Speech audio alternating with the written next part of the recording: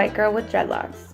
Last year, a random African American guy came up to me at a train station. He started asking me about my dreads. At first, the conversation made me a little uncomfortable. I immediately felt defensive. But the topic engaged us both, and I could tell he was genuinely interested in what I had to say. He gave me the chance to actually verbalize my reasons for having dreads, which is a long story, but stems from the connection I've made with several African Rastas. The conversation ended up leading to a romantic relationship, one that is constantly challenging me to confront many stereotypes, but especially those around race in America and abroad. This winter, I participated in the study abroad course in Malawi and met Steve. Our encounter was brief, but it raised so many similar issues of stigma and the misrepresentation of ordinary people. Steve approached me at a gas station in Kota district. He wanted to show me his hand-carved goods and handmade jewelry. Part of me thought, he's a bother, he'll overcharge you, he probably just has the same old things the other guys have, don't give in. The other part of me thought, give the guy a chance, see what he's all about. It wasn't difficult for me to have a conversation with Steve because I was actually interested in his life, his family, and his livelihood.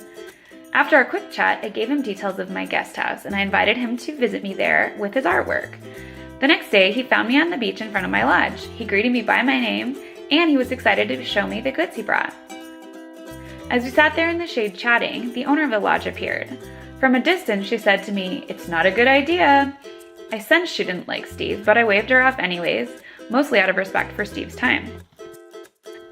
As I was chatting with Steve, the lodge owner had gone to inform the other 7 students and the professor of the course that Steve has a drug and alcohol problem.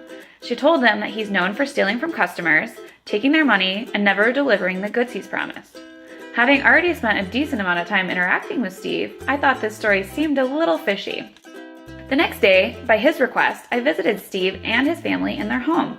Steve told me that him and 2 of his coworkers were let go from working at the lodge with no notice or reason and not given any pay for their dismissal, as the Malawian law regulates.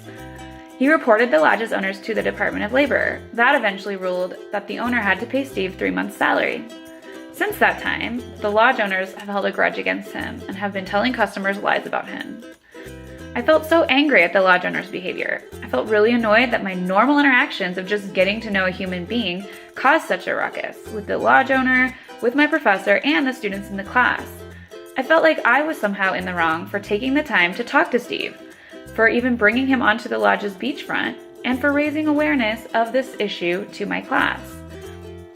Confronting stereotypes can be unexpected and uncomfortable, just like how I feel when I'm confronted about my dreadlocks. But these hard conversations are necessary to challenge the status quo.